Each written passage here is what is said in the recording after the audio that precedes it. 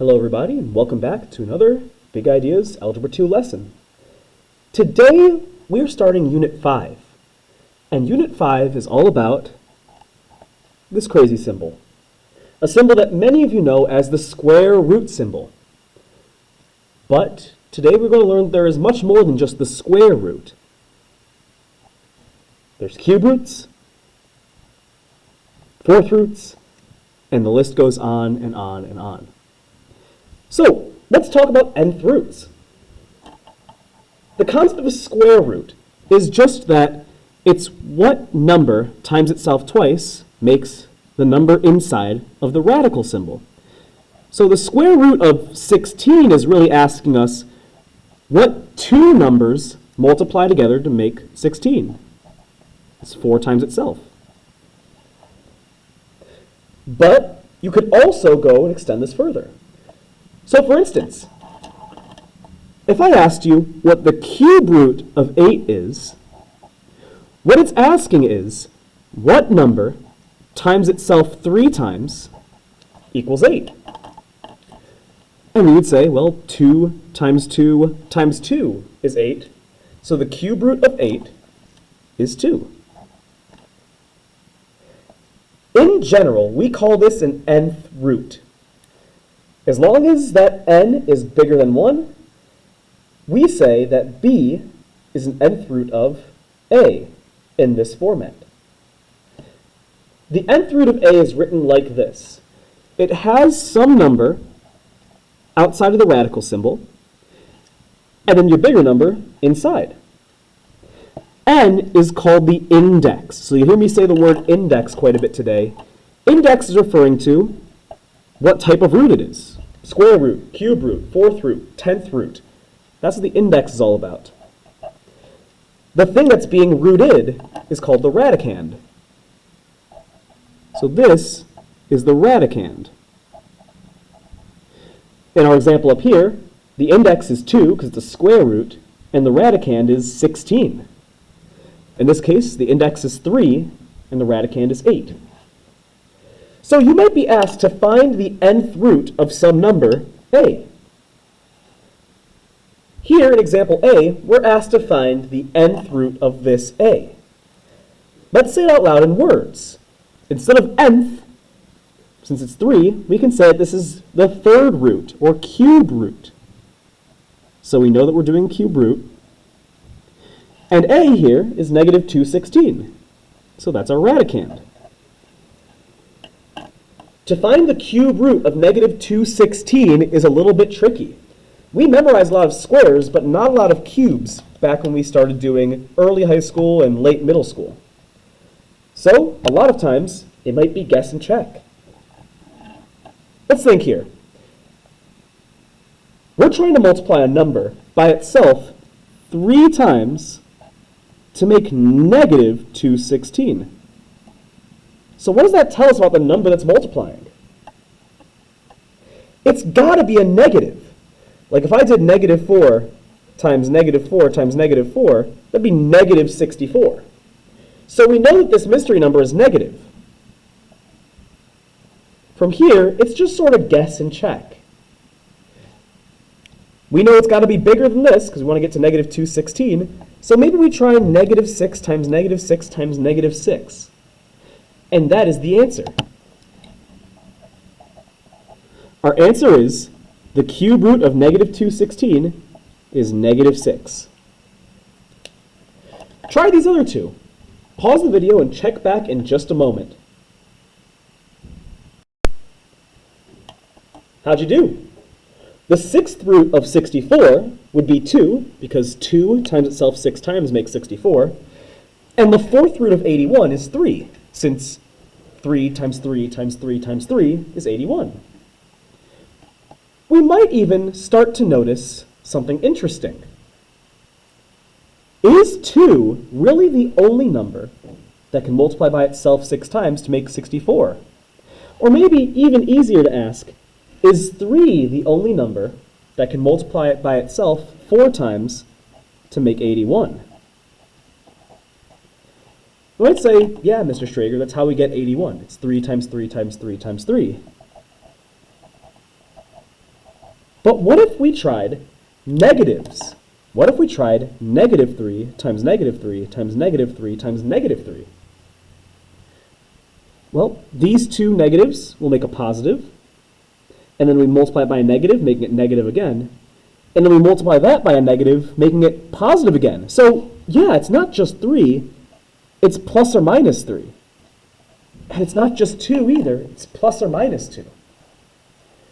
How do we tell when an answer has these different options? Well, the way we do it is, there's a certain trick. It all depends on whether your index is even or odd. Let's say your index is even. If your index is even, but your number being under the radical, your radicand, is negative, so let's say we have an even number as our index and a negative radicand, you will have no real solutions because there's no way you can get 2 of the same number to multiply and get a negative, or 4 of the same number to multiply and get a negative, or 6, or 8. We do know about imaginary numbers, but right now we're just looking for the real roots. If your radicand is positive, however, you get 2 answers, a positive and a negative. Over here, if your index is odd and your radicand is negative, you get 1 answer, just like the negative 216 example. Here, our index was odd and our radicand was negative. We got negative 6. That's our 1 answer. It's the same thing if your index is odd and your radicand is even. Then you would get 1 solution as well. It'd just be 1 positive solution. So here are the number of solutions we get based on the type of radical. It's easier to remember just if you think about odd indexes giving you exactly 1 answer, and even indices depending on whether your radicand is positive or negative. We can also start to simplify these types of crazy radicals, these nth roots. One thing I want to note is these notes have a minor error in them. So please change this 216 in part C to a 256.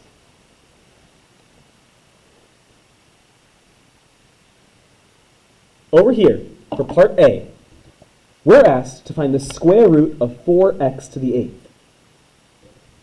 Remember that we can treat this as if we're square rooting the 4 and square rooting the x to the 8th. So we start off, we do square root of 4 is 2. The square root of x to the 8th asks us, hey, what number times itself makes x to the 8th? And you can always write this down if you're trying to figure it out. X to the 4th times x to the 4th will give us x to the 8th. So we know this answer is going to be 2x to the 4th.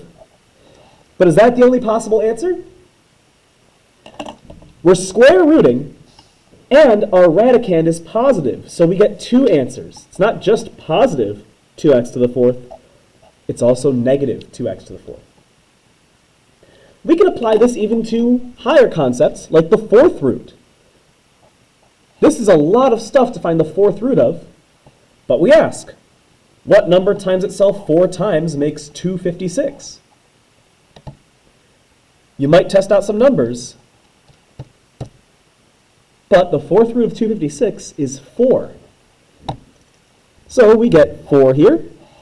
What's the 4th root of x to the 8th? What times itself 4 times will give you 8 different x's? Well, x squared. X squared times itself 4 times will give you x to the 8th. What's the 4th root of y to the 12th? Well, y cubed times y cubed times y cubed times y cubed will give us y to the 12th. So we know it'll be y cubed. And last but not least, to get to z to the 20th, well, what times itself 4 times will make z to the 20th? Z to the 5th, z to the 5th, z to the 5th, and z to the 5th. Once again, we have an even index and a positive radicand, so our answers are plus or minus 4x squared, y cubed, z to the fifth.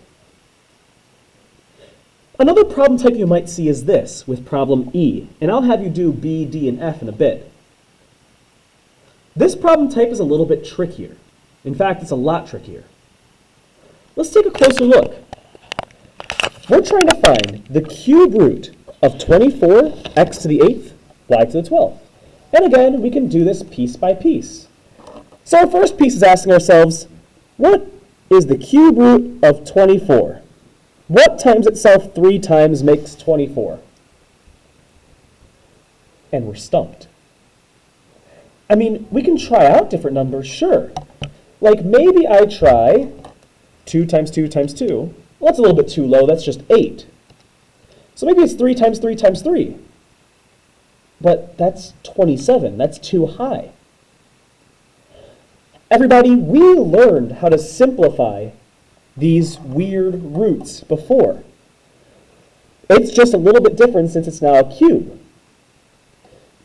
What we need to do is, we need to use the same trick we learned all the way back in Unit 2. We need to turn the cube root of 24 into 2 different roots, one of which is a perfect cube.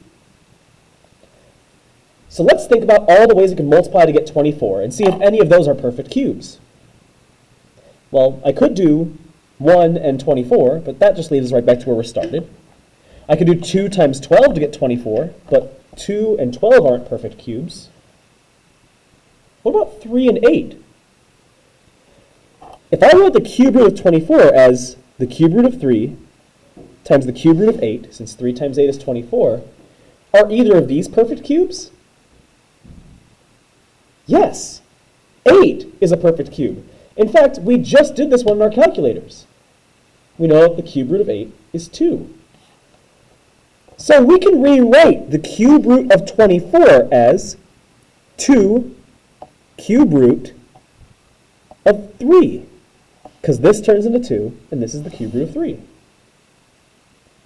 Let's see if we can apply this to the next part, the cube root of x to the 8th.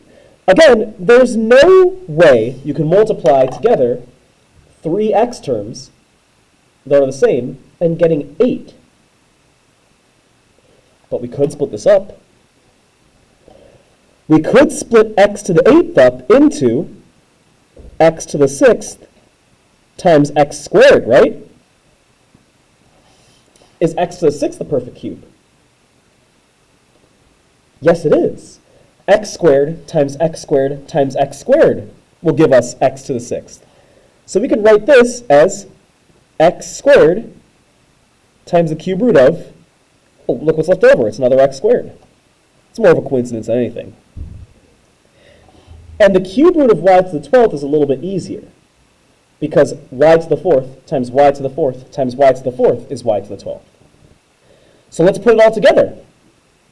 Our whole number parts are 2, because we took out a 2, x squared, because we simplified that to x squared, and y to the 4th, since the cube root of y to the 12th is y to the 4th. And the radical parts we have left over are the cube root of 3 and the cube root of x squared, so we can write that as the cube root of 3x squared. Done! This type of problem is a little bit trickier, so I want us to practice these. I want you to pause the video and try out B, D, and F.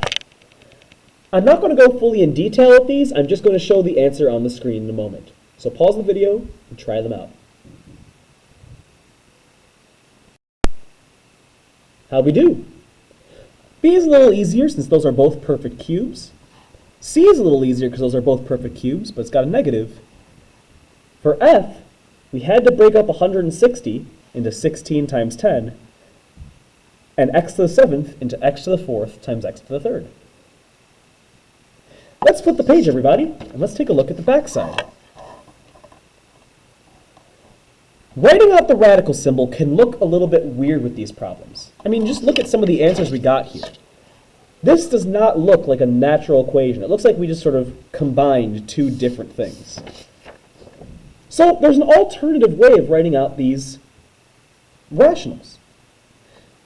Or sorry, not these rationals, these radicals. We can also write radicals with what we call rational exponents, exponents that are fractions. The rule is, if you have an nth root of a, you could also write it as a to the power of 1 over n. Like, the cube root of 8 can also be written as 8 to the 1/3 power, and both of those in our calculator are the same. So we can write it in this way, and it allows us to use some special rules that we may have learned in Algebra 1. For instance, we learned all of these exponent rules here. We know that you can multiply two things of the same base in different exponents, and that just means you add the exponents together. Or we learned the power of the power rule. When you take an exponent to another exponent, you multiply the exponents. If you do not remember these rules, I have some extra reviews for you that you can use to assist. However, we really do need to make sure we're feeling comfortable with these 7 rules. So, let's take a look at an example here. Let's say I gave you this. Let's say I gave you 243 to the 1/4 power. Actually, make it to the 1/5 power. What would that be the same as? Well, we know that we can rewrite this. To rewrite this, the denominator of your fraction, which in this case is 5, becomes the index of your radical. So this is a 5th root. The numerator here is the interesting part. The numerator of your fraction is actually going to be an exponent that comes after your term.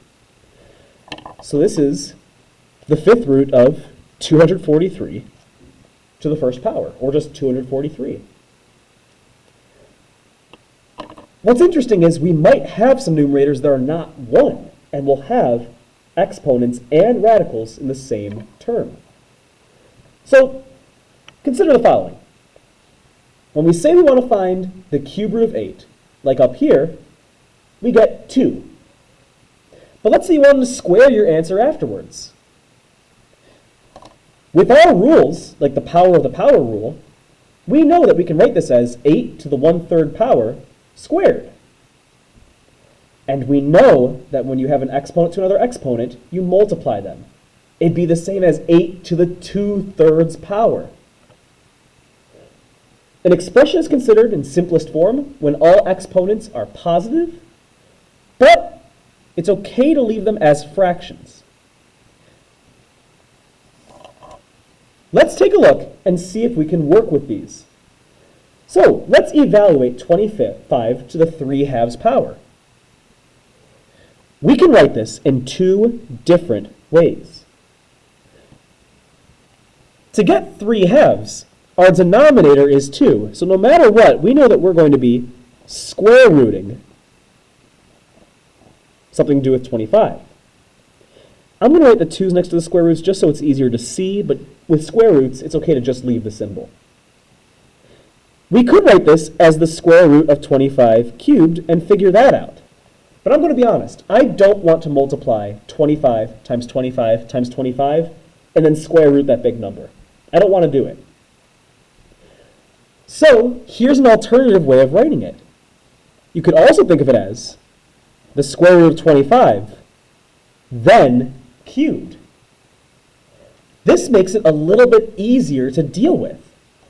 I mean, shoot, if you really wanted to do the 25 cubed, you'd end up with the square root of 15,625, which is nonsense. But we know the square root of 25. The square root of 25 is just 5.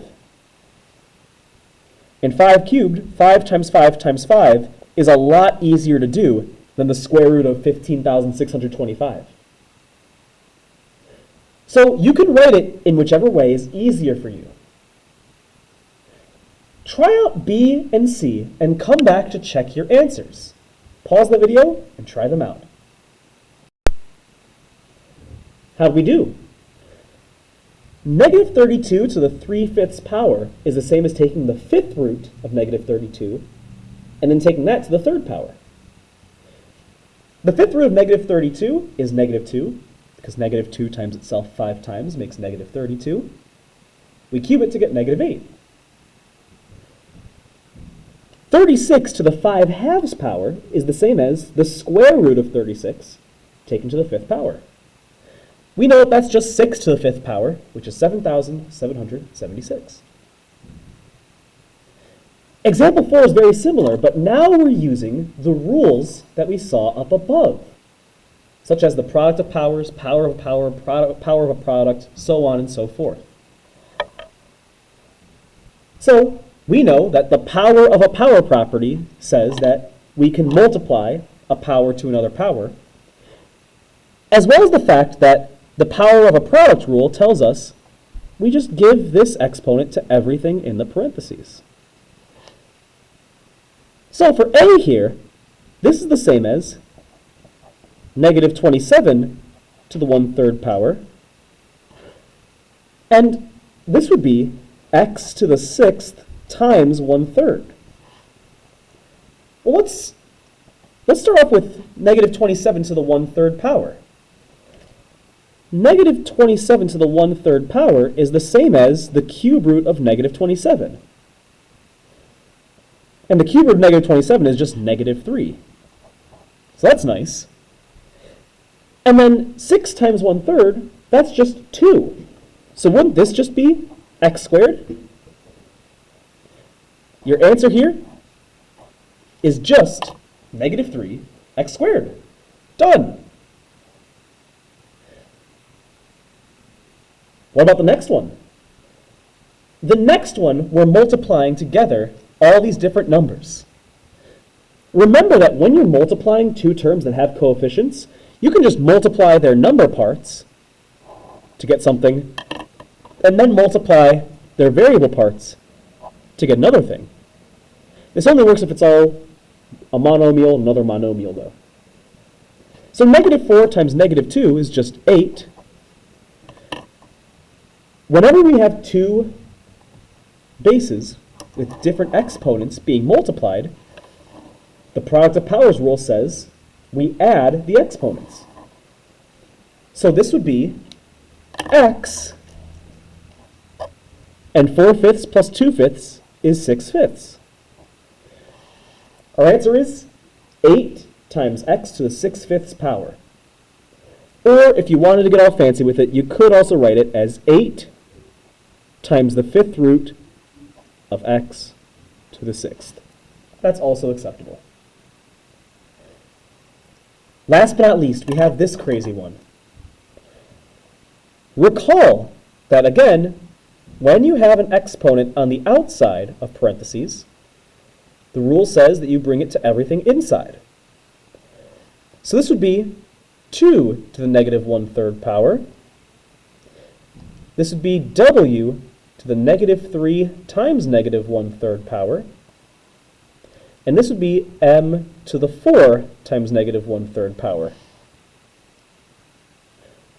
What do we do with negative exponents to make them positive exponents? Well, our negative exponents rule from Algebra 1 says flip it to the other side of the fraction. If it's on the top, put it on bottom. If it's on the bottom, put it on top. So we can just flip everything here because everything is going to end up with a negative. Oh, not everything, I apologize. We can flip our 2 to the 1/3 power onto the bottom to make it 2 to the 1/3. We can even flip 4 to the 4 times negative 1/3 because 4 times negative 1/3 is positive 4/3. So that'll go on top. M to the positive 4/3 is on top. But what's negative 3 times negative 1/3? That's just positive 1. So this is just w to the positive first power chilling up there. This would be our answer. Or you could write it with radicals if you like. So all of these exponent rules that we learned in Algebra 1 still apply to these radicals. Last but not least, the properties of exponents that we learned in Algebra 1 also apply to these radicals that we've been talking about, these roots. For instance, if your indices are the same, you can multiply or divide radicals pretty easily. That's the product property or the quotient property. I'm going to explain these rules in a second, but I want to let you know the 3 guidelines for all radicals. When simplifying radicals, none of your radicands, so the numbers underneath the radical sign, can have perfect nth powers as factors other than 1. Basically means, if it's a perfect nth power, simplify it, just like we did on the front page here with these. Take out what you can. The second rule is, none of your radicands can contain fractions, so you don't have the square root of a fraction. That's what the quotient property is there to prevent. And last but not least, no radicals can appear in the denominator of a fraction. This is the weirdest rule, and it's also going to be one of the most important we focus on this unit.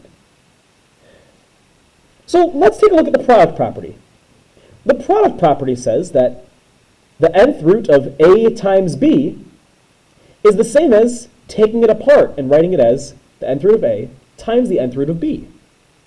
This is just like simplifying square roots like we did before. Like if I gave you the square root of 20, there's no perfect root that's 20. So we can split this up into 2 terms where one of them is a perfect square. Does anybody know what the perfect square is in 20 that we'll be able to split it? It's 4. This is the same as the square root of 4 times 5, and then we can use the product property to split them. It's the same as the square root of 4 times the square root of 5, and the square root of 4 is 2. So it's 2 root 5. We did this all the way back in Unit 2.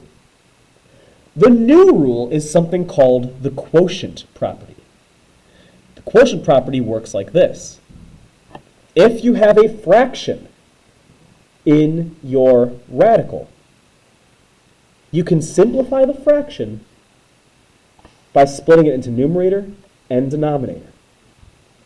So let's say I gave you the cube root of, let's do something crazy. Let's do the cube root of 4 over 27. I don't think there is a perfect cube root of 4 over 27, but we can use the quotient property to split it up and make it a little nicer.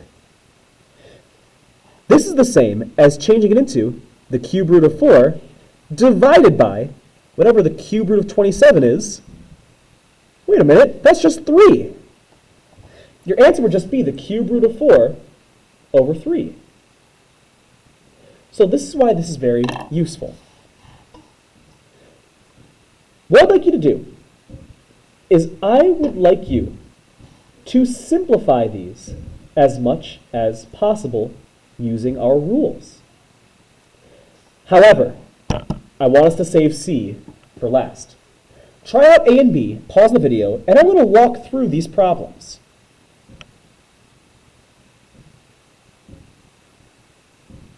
Did you figure it out? For A, there's no cube root of -5 or cube root of 25, but the product property says, what if we multiply them together?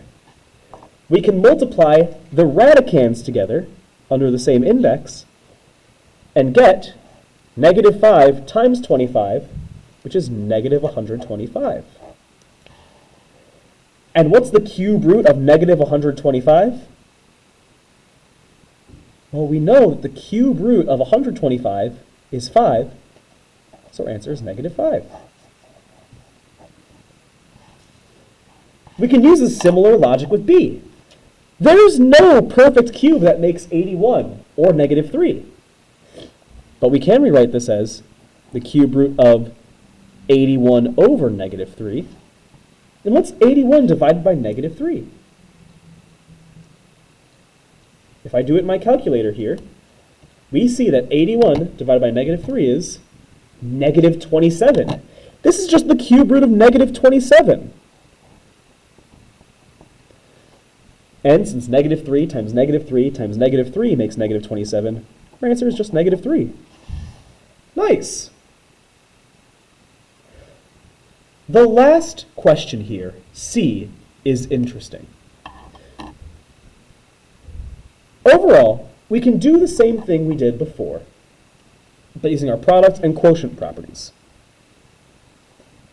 We recognize that we can rewrite this as, instead of the square root of 3, or x cubed, over the square root of 5xy, we can just write it as one big square root, the square root of x cubed over 5xy. And we can simplify this a little bit. X cubed is on top, and there's an x on the bottom. What can we do? We can cancel out one of the x's on top and one of the x's on bottom to get the square root of x squared over 5y. And wait a second, the square root here, again we can use the quotient property and see, oh, we can just square root the top and square root the bottom. The square root of x squared is just x.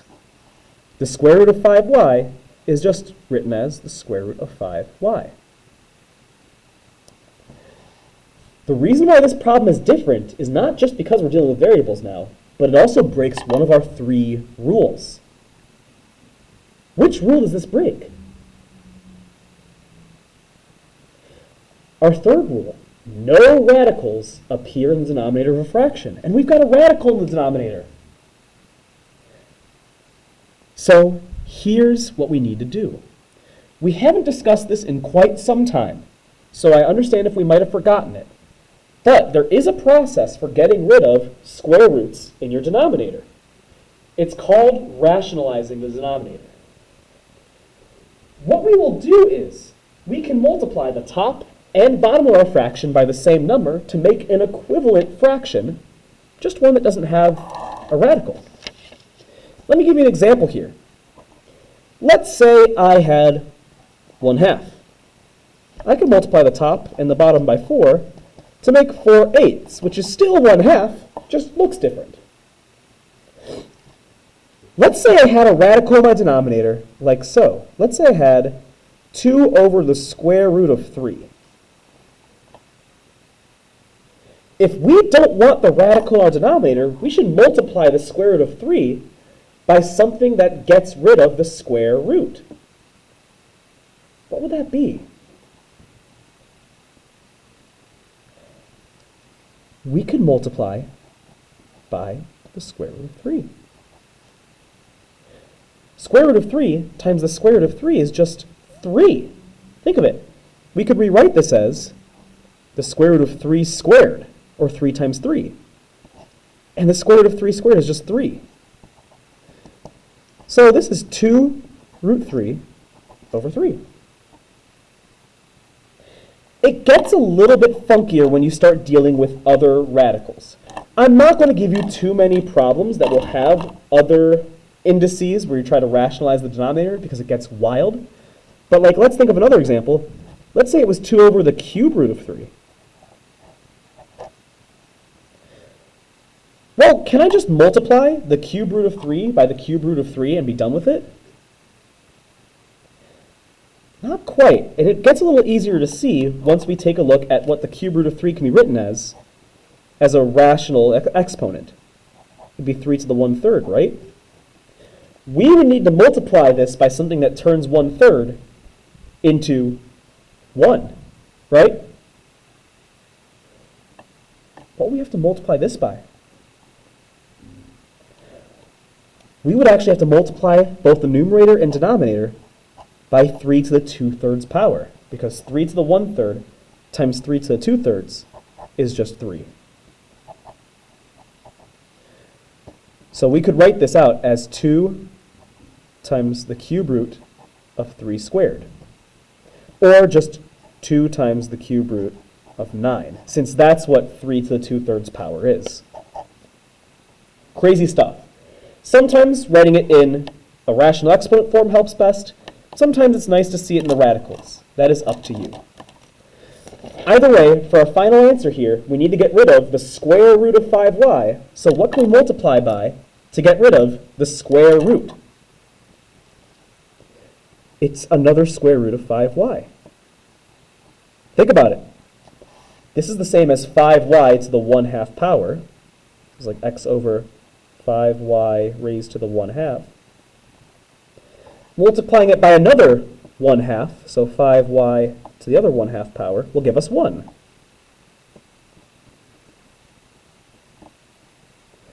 So our final answer, which I'm going to write up here, is